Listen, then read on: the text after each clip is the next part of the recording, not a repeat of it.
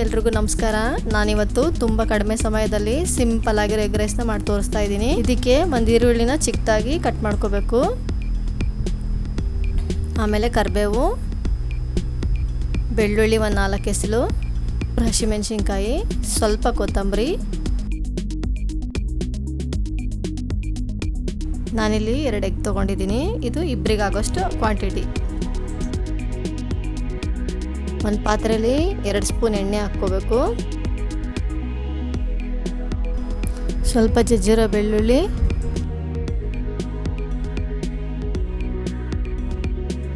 ಸ್ವಲ್ಪ ಕೆಂಪಗಾದ್ಮೇಲೆ ಕರಿಬೇವಿನ ಸೊಪ್ಪು ಹಾಕಿ, ಇಲ್ಲಿ ಚಿಕ್ಕದಾಗಿ ಹೆಚ್ಕೊಂಡಿರೋ ಈರುಳ್ಳಿನ ಹಾಕ್ತಿದ್ದೀನಿ.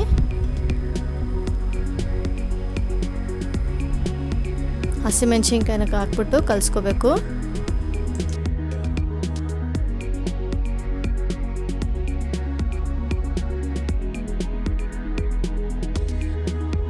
ಈರುಳ್ಳಿ ಚೆನ್ನಾಗಿ ಬೇಯಲಿ, ಸ್ವಲ್ಪ ಗೋಲ್ಡನ್ ಬ್ರೌನ್ ಹಾಕಬೇಕು.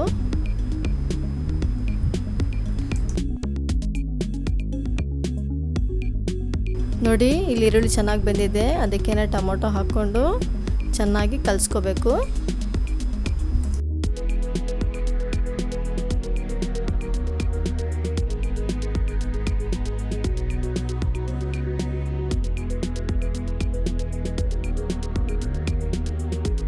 ಅದಕ್ಕೇನೆ ಸ್ವಲ್ಪ ಅರಿಶಿನ ಪುಡಿ,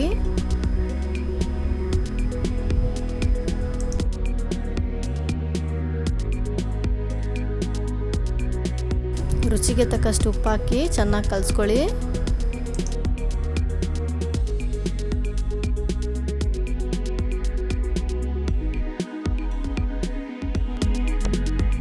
ಬ್ಯಾಚುಲರ್ಸ್ಗೆಲ್ಲ ನೋಡಿ ಈಸಿಯಾಗಿ ನೀವು ಈ ರೆಸಿಪಿನ ಮಾಡ್ಕೋಬೋದು. ಕೆಲ್ಸಕ್ಕೆ ಹೋಗಿ ಸಾಕಾಗಿ ಬಂದಿರ್ತಾರೆ ಅಂದರೆ 10 ನಿಮಿಷದಲ್ಲೇ ನೀವು ಇದನ್ನು ರೆಡಿ ಮಾಡ್ಕೊಂಡು ಆರಾಮಾಗಿ ಊಟ ಮಾಡ್ಬೋದು. ಇಲ್ಲಿ ಸ್ವಲ್ಪ ರುಚಿಗೆ ಚಿಕನ್ ಮಸಾಲ 1 ಟೇಬಲ್ ಸ್ಪೂನ್, ಸ್ವಲ್ಪ ಎಗ್ ರೈಸ್ ಮಸಾಲ ಇದ್ದರೆ ಹಾಕ್ಕೊಳ್ಳಿ, ಇಲ್ಲಾಂದರೆ ಸ್ಕಿಪ್ ಕೂಡ ಮಾಡ್ಕೋಬೋದು. ಚೆನ್ನಾಗಿ ಕಲಿಸ್ಕೋಬೇಕು. ಮಸಾಲೆ ಎಲ್ಲ ಚೆನ್ನಾಗಿ ಬಂದಿದೆ. ಇದಕ್ಕೇನೆ 2 ಎಗ್ ಹಾಕ್ತಿದ್ದೀನಿ.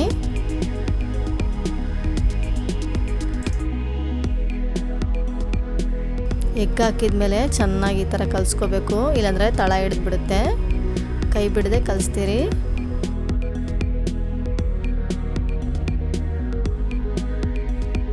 ಸುತ್ತಲೂ ಇಲ್ಲಿ ಎಣ್ಣೆ ಬಿಡ್ತಿದೆ. ಈಗ ಆಗಿದೆ ಅಂತ ಅರ್ಥ. ಇದಕ್ಕೇನೆ ನಾವು ಅನ್ನನ ಕಲಿಸ್ಕೋಬೇಕು.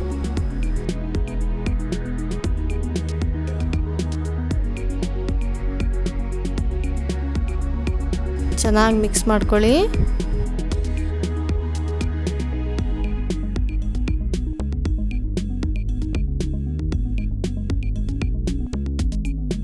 ಇದಕ್ಕೆ ಸ್ವಲ್ಪ ಕೊತ್ತಂಬರಿ ಸೊಪ್ಪನ್ನು ಸೇರಿಸ್ಕೊಳ್ಳಿ. ನೋಡಿ, ಸಿಂಪಲ್ ಆಗಿ ಮತ್ತು ಟೇಸ್ಟ್ ಆಗಿರೋ ಎಗ್ ರೈಸ್ ರೆಡಿಯಾಗಿದೆ. ಎಷ್ಟು ಕಲರ್ಫುಲ್ ಆಗಿದೆ ಅಲ್ವಾ? ಮನೆಯಲ್ಲೇ ತುಂಬ ಈಸಿಯಾಗಿ ಮಾಡ್ಬೋದು. ಇದೇ ಥರ ಹೊಸ ರೆಸಿಪಿಗಳಿಗೋಸ್ಕರ ನಮ್ಮ ಚಾನಲ್ನ ಲೈಕ್ ಮಾಡಿ, ಶೇರ್ ಮಾಡಿ, ಸಬ್ಸ್ಕ್ರೈಬ್ ಮಾಡಿ.